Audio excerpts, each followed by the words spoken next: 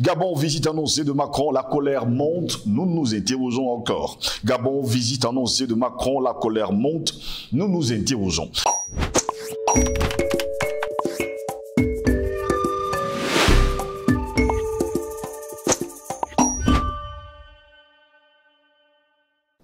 Mesdames, Messieurs, bonjour. Très heureux de vous retrouver sur Panafricaniste TV, la chaîne de télévision des panafricanistes. C'est votre chaîne de télévision qui vous apporte le meilleur de l'information. Car comme j'aime le dire, la nourriture de l'esprit, c'est l'information. Quand cette information manque, on parle de constipation mentale. Par conséquent, on s'accroche aux rumeurs, un langage ordurier, cartisard et bien d'autres choses qu'on ne saurait citer ici. Bienvenue à toutes et à tous à cette autre édition de Parole aux panafricanistes. Par une lettre remise à l'ambassadeur de France, des citoyens invitent le président français à reconsidérer l'opportunité de venir l'année de l'élection présidentielle au Gabon. Seront-ils entendus? On demande justement à voir.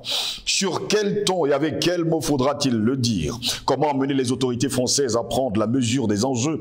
Comment les inviter à ne pas nourrir les bas instincts par cette lettre datée du 10 janvier dernier remise à l'ambassadeur de France au Gabon par le président de la campagne Tournons la page? Des citoyens gabonais invitent le président français à reconsidérer l'opportunité de venir l'année de l'élection présidentielle au Gabon, disant agir dans l'intérêt bien compris des deux pays et des peuples respectifs. Ils le mettent donc en garde.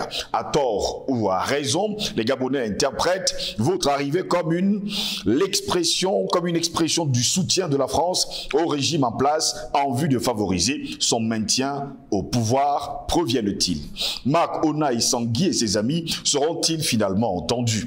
On demande justement à voir, mesdames, messieurs, comme la présence de Nicolas Sarkozy aux obsèques d'Omar Bongo Ondimba, la participation d'Emmanuel Macron au One Forest Summit pourrait être comprise comme une immixtion dans la présidentielle à venir. Comme ce fâcheux précédent, elle pourrait alimenter ce fameux sentiment anti-français. Dans leurs lettres, les signataires se veulent factuels. En 2016, les Français résidant au Gabon, tout comme les intérêts français, ont été préservés en reconnaissance de la position de réserve observée par François Hollande, écrivent-ils. Implicitement, ils affirment une chose en s'attaquant au consulat de France à Port-Gentil, puis au foyer Roger Butin, centre sportif et social de Total en septembre 2009, les populations croyaient rendre à Nicolas Sarkozy la monnaie de sa pièce. Cette fois-ci, ce sera tout le contraire. Sur les réseaux sociaux, la tonalité des échanges en atteste, accusant la France d'être un soutien inconditionnel au régime d'Ali Bongo Ondimba. Une large frange de la population rêve d'en découdre. Au gré des errements de la politique française, ce ressentiment a fini par s'enraciner dans ce pays qui était justement le centre de la France-Afrique. Certains n'en finissent plus d'analyser les conséquences de l'intervention de la compagnie autonome de parachutistes d'infanterie de Marine Kapima en février 1964. D'autres épiloguent justement sur le débarquement de la Légion étrangère à Port-Gentil. C'était en mai 1990. Il s'en trouve aussi pour condamner le comportement de Jacques Chirac, réputé excessivement proche de la famille Bongo Ondimba. Il y en a même pour accabler Nicolas Sarkozy, accusé d'avoir fait la courte échelle à Ali Bongo. Dans un tel contexte et au regard du calendrier électoral national, la visite d'Emmanuel Macron sera forcément reçue, sinon comme une bravade de plus, du moins comme la preuve de la survivance de la France-Afrique au Gabon. Eh bien, mesdames, messieurs, pour répondre à nos questions, nous sommes en direct de Libreville avec Privat Ngomo. Privat Ngomo, qui est notre invité ce matin. Privat Ngomo, bonjour. Bonjour, monsieur Steve Joslingos, et merci de m'avoir invité.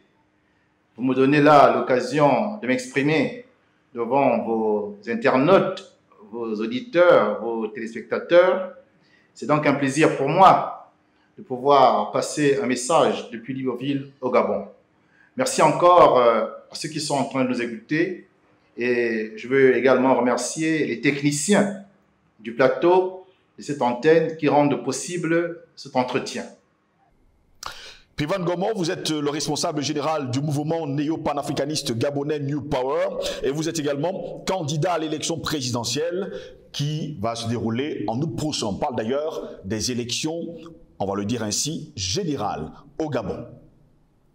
Oui, je vais le faire avec beaucoup de plaisir. D'autant qu'il faut que les internautes de la Web TV, les panafricanistes TV, apprennent à me découvrir, à me connaître. Je suis Privat Ngomo, responsable général du mouvement New Power et actuellement porte-parole d'une plateforme ad hoc que nous avons dénommée Fédération des mouvements citoyens et anti-France-africains du Gabon. Vous vous doutez que cette plateforme a été mise sur pied pour recevoir, comme il se doit, le maître France-africain quand il viendra au Gabon du 1er au 2 mars 2023 pour participer au One Forest Summit que nous avons habilement et avec beaucoup d'ironie dénommé The One Death Summit. Je suis de formation mathématicien et informaticien. Actuellement, cadre supérieur à l'agence d'informatique rattachée à la présidence de la République gabonaise. Je suis donc, comme vous pouvez le constater, un fonctionnaire d'État. Mais pour avoir donné librement mes opinions politiques qui sont en désaccord flagrant avec la gouvernance actuelle des autorités gabonaises, j'ai été mis sur la touche depuis maintenant 10 ans. Face à cette injustice personnelle et à bien d'autres sur un plan plus général au Gabon, j'ai décidé de m'investir et de m'engager en politique pour changer les choses et rendre mon pays meilleur. En 2009, lors de l'élection présidentielle anticipée suite au décès du président Omar Bongo Ondimba, j'ai soutenu la candidature de feu Casimir Oyemba, paix à son âme, ancien gouverneur de la BEAC, ancien Premier ministre et à l'époque candidat à l'élection présidentielle. Malheureusement, ce dernier a désisté à la dernière minute et j'ai décidé de soutenir le candidat consensuel qui avait été dégagé par l'opposition, André Baoba, qui a gagné cette élection d'août 2009. Malheureusement, Ali Bongo succède à son père en s'imposant dans la violence et dans le sang.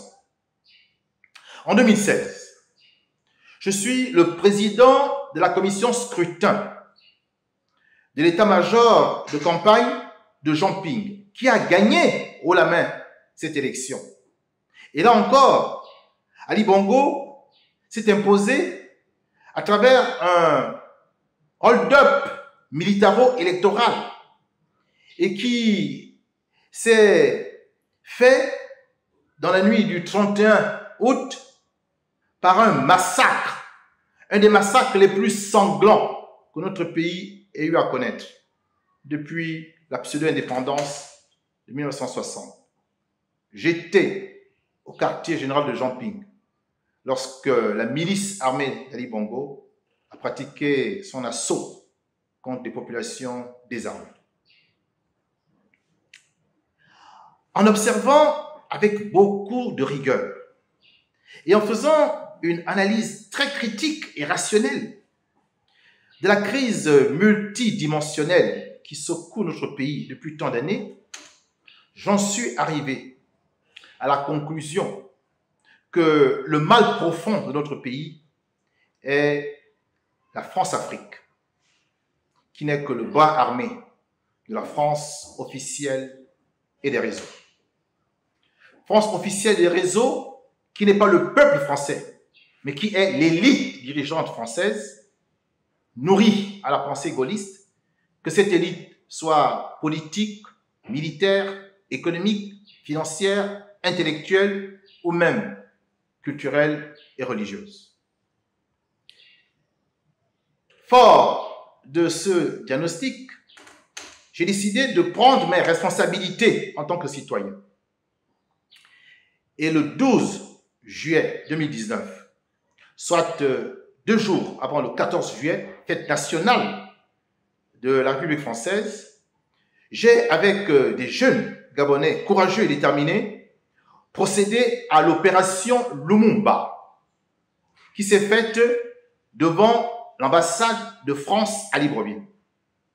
Au cours de cette opération, j'ai lu un discours réquisitoire à l'endroit de la politique africaine de la France. J'ai été, vous en doutez, incarcéré injustement et iniquement pendant 10 longs mois, soit 313 jours. En me mettant à l'ombre, la France, certainement, et sa marionnette, l'État gabonais, pensait briser ma détermination et mes convictions. Je suis ressorti plus fort de cette expérience douloureuse. Et avec des amis, avec des jeunes courageux, nous avons décidé de créer le mouvement New Power, qui est foncièrement souverainiste, ouvertement anti-France-africain et fondamentalement néo-panafricaniste.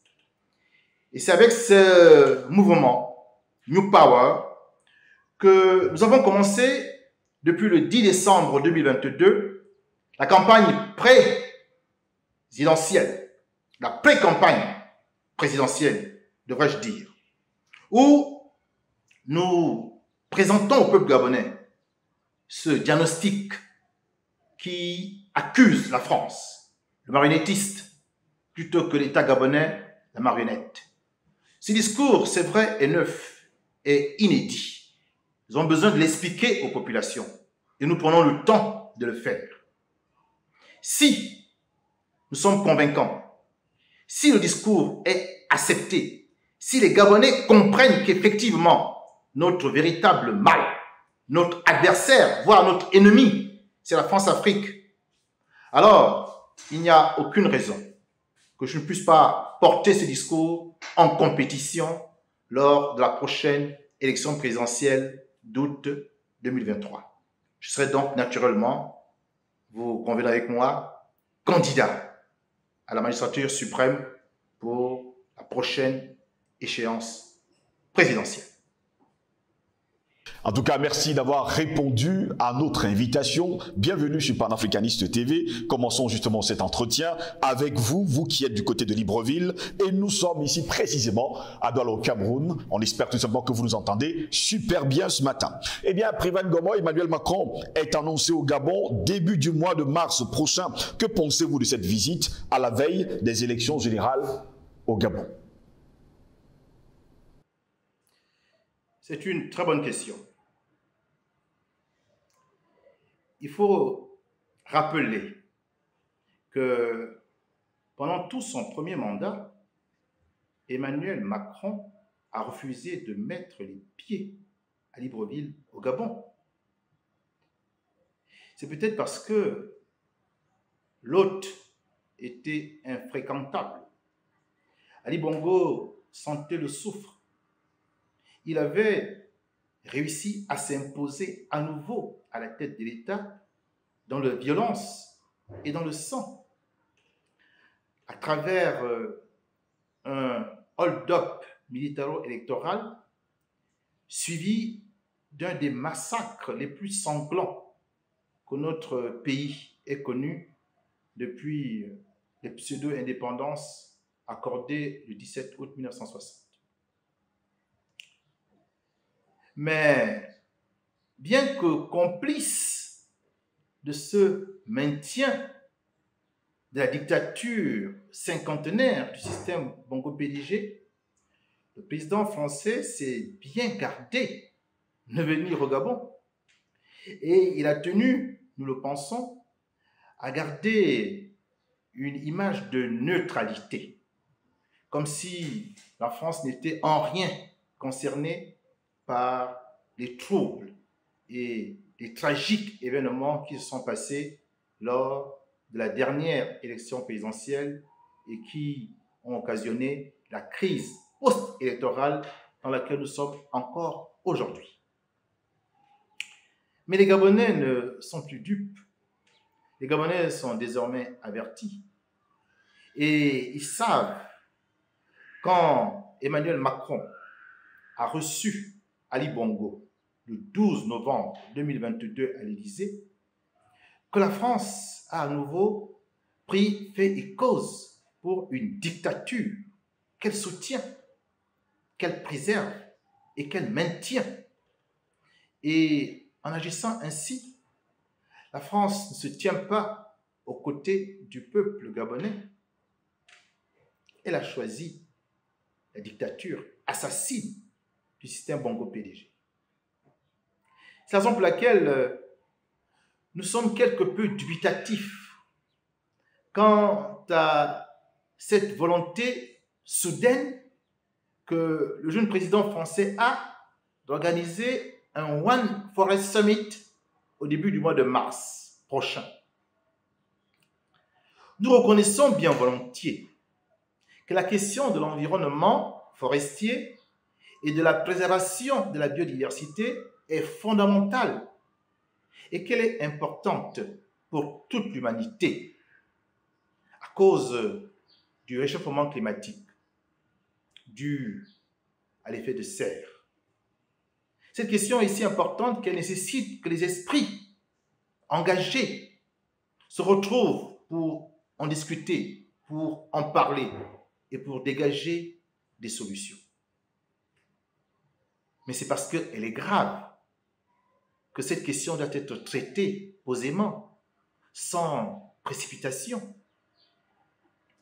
Nous pensions que l'année 2024 aurait été parfaitement recommandée pour la tenue de ce sommet. En effet, il y aurait eu un an entier pour préparer cet important événement, avec les nouvelles autorités gabonaises qui auraient été élues ou nommées. Il faut rappeler à ceux qui nous suivent que l'année 2023 est particulière. En effet, au cours de cette année, et à partir d'août 2023, commenceront les élections générales qui vont permettre le renouvellement de toute la classe politique gabonaise. Nous aurons une élection présidentielle qui va certainement ouvrir le train des échéances.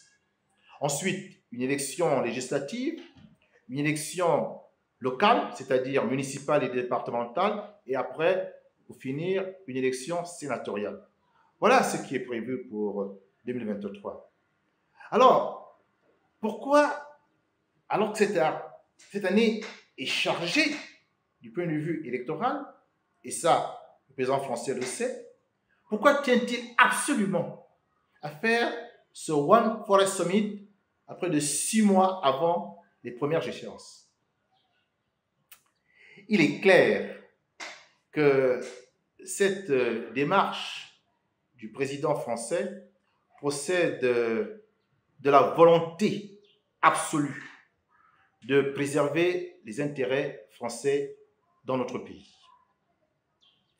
Ce sommet cache très mal la décision de la France de toujours maintenir le Gabon dans son précaré.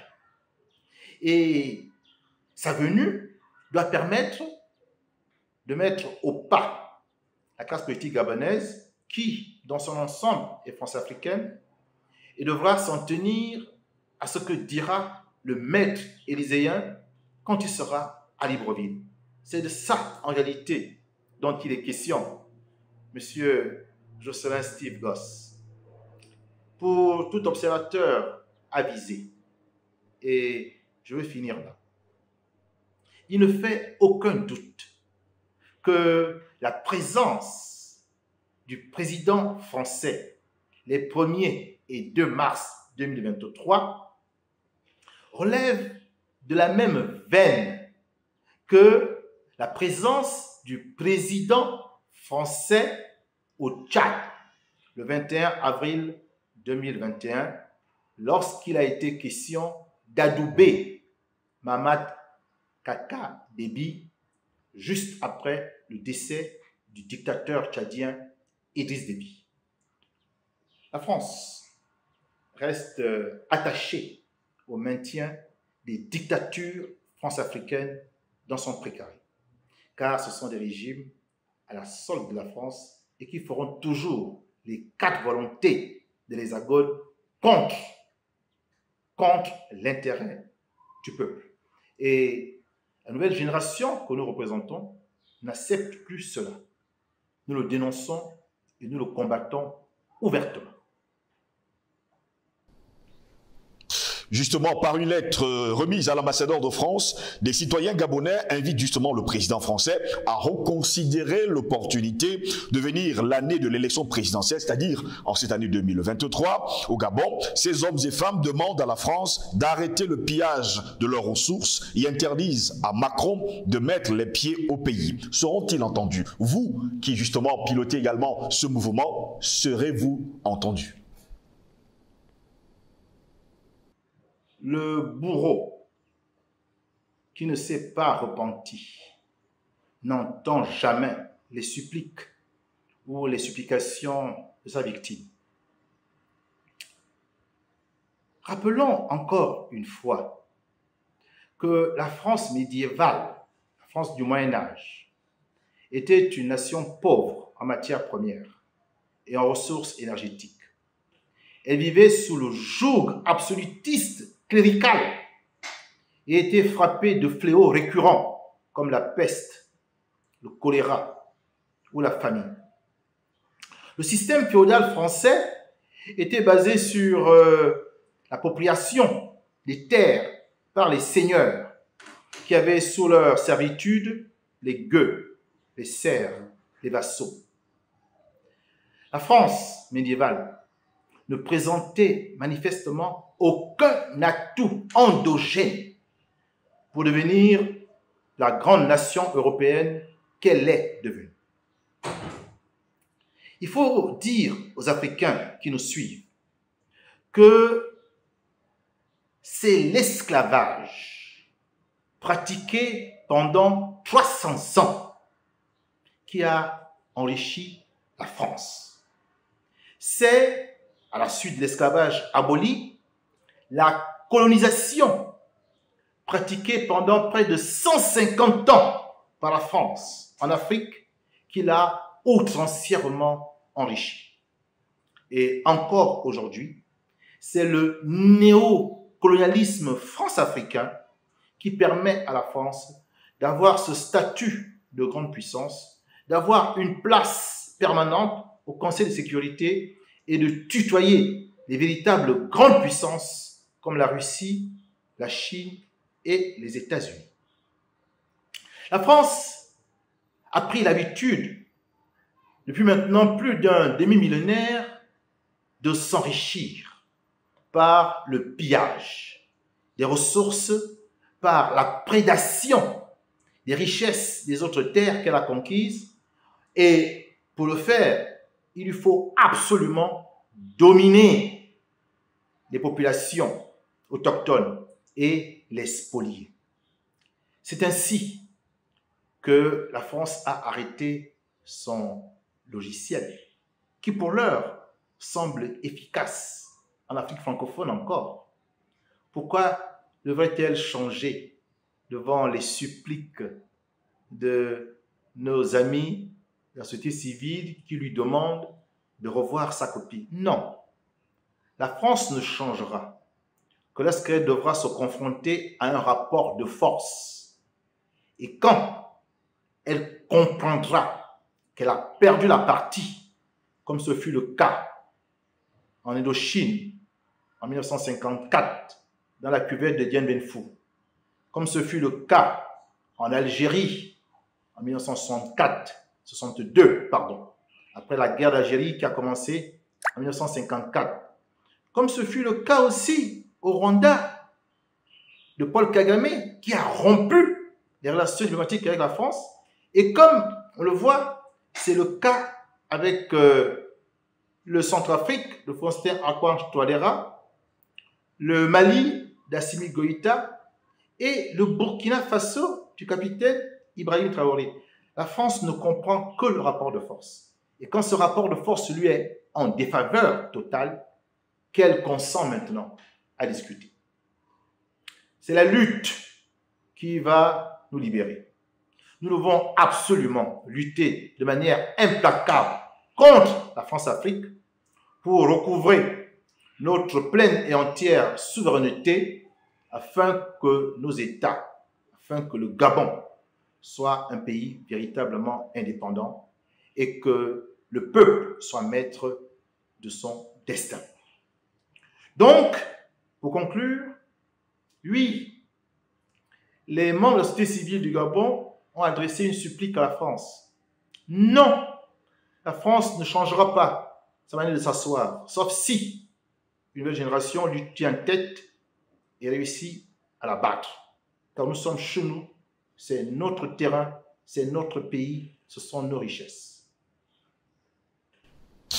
Vous qui êtes justement un homme politique et panafricaniste, vous dites d'ailleurs que vous êtes néo-panafricaniste, ayant fait d'ailleurs la prison dans ce pays qui est justement le centre de la France-Afrique en Afrique centrale et peut-être même sur le continent africain. Peut-on dire que le pays est sous la coupole de la France et que les autorités, le peuple gabonais, sont pris en otage par la politique française?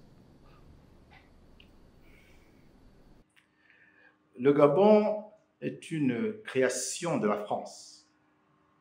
Il faut le dire. D'ailleurs, sur un plan linguistique, le mot Gabon, aujourd'hui utilisé, et qui est donc en vigueur, a remplacé le terme Gabonie, qui avait été utilisé par les Français pour désigner leur colonie du Gabon. Et Gabonie succédait à Gabao, qui est un mot portugais, désignant la capuche d'un manteau. Voyez-vous, sur un plan strictement linguistique, le nom de notre pays n'a pas d'origine africaine. Et pourtant, nous ne manquons pas de langues pour désigner notre pays. Nous en avons au moins 40. Mais ce sont des noms européens qui désignent une terre africaine. Ceci est inacceptable. Nous ne voulons plus de cette coupole linguistique. S'agissant maintenant de l'État gabonais. Mais la structure de l'État post-colonial gabonais est une piètre et pâle copie de l'État français, qui est son modèle, en l'occurrence. Nous disons que l'État post-colonial gabonais est un instrument qui a été créé et qui continue à être actionné par la France, afin que cette dernière puisse disposer à sa guise de notre pays grâce à un total contrôle sur la vie nationale gabonaise. L'État gabonais, comme l'État camerounais, comme l'État congolais, comme la plupart des États francophones, est un État centralisateur et jacobin, comme celui de la France. Tout le pouvoir exécutif se retrouve entre les mains du président de la République, qui lui-même est contrôlé par le maître élyséen.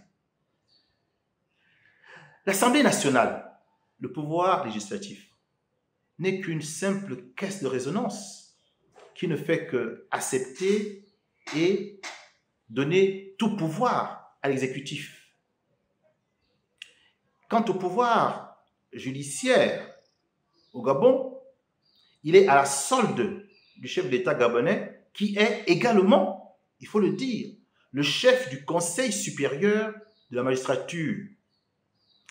La presse nationale qui constitue le quatrième pouvoir est une presse aux ordres et agit en bande propagandiste. Comme vous pouvez le constater, à la lumière de ces explications, oui, l'outil de l'État mis en place par la France est verrouillé, contrôlé par le marionnettiste. Le marionnettiste ici, je peux le préciser, c'est la France. C'est la France. Et sa marionnette, c'est l'État gabonais qu'elle actionne à sa guise. Grâce donc à cette réalité que je viens de vous présenter et qui n'honore pas les Gabonais, la France peut donc mettre le Gabon sous tutelle. Le Gabon est sous tutorat français. Le président gabonais est comme le gouverneur du temps de l'époque coloniale. Sauf que ici, on prend soin qu'il ait la peau locale. Mais il continue néanmoins à prendre ses ordres à l'Élysée. Nous constatons simplement que cette mise sous tutelle du Gabon par la France fait une grande victime, une innocente victime, le peuple gabonais, qui vit ce paradoxe ahurissant d'être sur une des terres les plus riches d'Afrique, et peut-être même la plus riche du monde, tout en étant affreusement précarisé, affreusement appauvri. Nous ne pouvons plus continuer à accepter cette prise otage du peuple gabonais et cette mise sous tutelle de l'État gabonais. Il nous faut absolument sortir de là. Et c'est tout le sens que nous donnons à notre combat, qui est foncièrement souverainiste, ouvertement anti-france-africain et fondamentalement néo-panafricaniste. Selon certaines informations, le peuple gabonais pense et rêve, on va le dire comme ça, d'un Gabon nouveau, avec l'appui de tous les panafricanistes, des nationalistes, des patriotes, des hommes et femmes épris de liberté. Pensez-vous que le Gabon, siège de la France-Afrique, peut aspirer justement à sa souveraineté et se libérer du joug français? C'est une aspiration légitime que tous les peuples portent, d'être libres, d'être indépendants, de vivre en paix avec toute la communauté planétaire de l'humanité. Nous avons cette aspiration profonde. Et nous savons qu'il nous faut pour cela nous organiser. C'est la raison pour laquelle nous avons, en 2020, après notre sortie de prison, créé le mouvement New Power, qui signifie en français le nouveau pouvoir. Les Gabonais, après l'échec patent de l'aide publique au développement, qui est articulée autour de la dette bilatérale avec la France, rêvent d'un nouveau Gabon. Et nous pensons que, avec le New Power, nous pouvons mettre en œuvre, mettre en place, créer ce nouveau Gabon grâce à l'émergence d'une nouvelle classe politique d'hommes et de femmes mus par l'intérêt supérieur de la nation.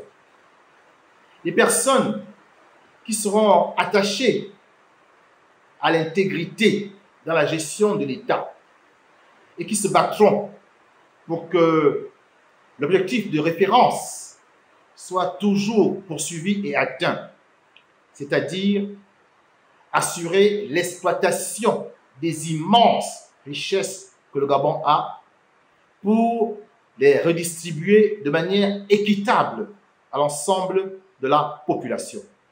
C'est de ça dont il est question désormais. C'est cela l'enjeu de ce siècle. Que chaque Gabonais puisse vivre décemment des richesses immenses de son pays.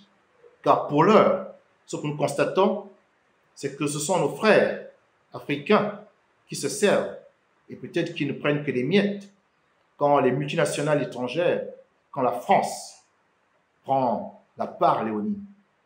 Pour changer de donne, il nous faut absolument devenir souverain, être véritablement indépendant. Et pour être indépendant, pour devenir des hommes et des femmes souverains dans notre pays, il nous faut aller arracher la souveraineté du Gabon, qui est captive, qui se trouve entre les mains de la France-Afrique, qui n'est que le bras armé de la France officielle et des réseaux. Nous devons absolument être ouvertement anti-France-africains et mener courageusement à visage découvert ce combat. C'est le combat de la libération, le combat de la liberté, le combat de la souveraineté. Les Gabonais ne pourront pas faire l'économie de cette lutte qui a été malheureusement oblitérée en 1960, lorsque astucieusement De Gaulle nous a servi l'indépendance afin de nous faire croire que nous l'avions vraiment. Non, nous devons nous battre. Nous devons mener ce combat que nos pères ou que nos grands-pères n'ont pas eu l'occasion ou n'ont pas pu mener. Mais vous l'avez dit, le Gabon est le siège, peut-être même le temple de la France-Afrique. Certains parlaient de Focard-Land, qu'on peut dire que s'il y a un pays africain qui est vraiment sous tutelle de la France-Afrique, c'est bien notre pays, le Gabon. Nous ne pourrons pas réussir seuls, d'autant que nous ne sommes pas une population très nombreuse. Nous avons donc besoin du soutien de nos frères africains. Il y a déjà une véritable force anti-France-africaine et panafricaniste au Gabon qui ne demande qu'à croître.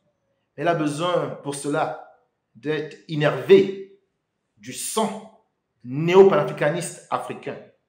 Nous souhaitons que les frères du Cameroun panafricanistes, les frères du Congo panafricanistes, les frères du Tchad, du Centrafrique, pour ne prendre que ces pays d'Afrique centrale, nous avons besoin que ces frères nous soutiennent dans le combat que nous allons mener cette année.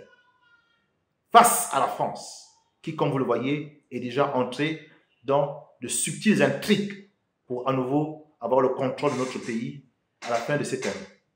Nous avons besoin de la force panafricaniste pour venir à bout de la France-Afrique. Je ne désespère pas que lorsque le Gabon et la Côte d'Ivoire seront tombés, véritablement, lorsque ces deux remparts de la France-Afrique, ces deux derniers bastions france-africains tomberont, alors nous pouvons espérer que d'ici 2030, au plus tard, la France-Afrique sera définitivement éradiquée de notre sous-continent africain de l'espace francophone. C'est notre vœu, c'est notre lutte, c'est notre combat, c'est notre objectif et nous allons y arriver. Nous allons y arriver car seule la lutte libère. Eh bien, Privan Gomo, je vous dis merci. Merci d'avoir répondu justement à nos questions. Je rappelle justement à nos téléspectateurs, à tous nos internautes, Privan Gomo, que vous êtes justement candidat à l'élection présidentielle justement de cette année 2023 en août prochain. Ça, il faut également le dire. Et vous êtes justement un panafricaniste. Je veux te remercier, Jocelyn, pour l'opportunité que tu m'as donné de m'exprimer pour la première fois sur les antennes de la Web TV, les panafricanistes TV. Je profite donc de cette tribune pour dire aux frères et aux sœurs néo-panafricanistes que le Gabon n'est pas en marge de la dynamique panafricaine qui secoue le sous-continent africain, l'Afrique centrale et l'Afrique de l'Ouest.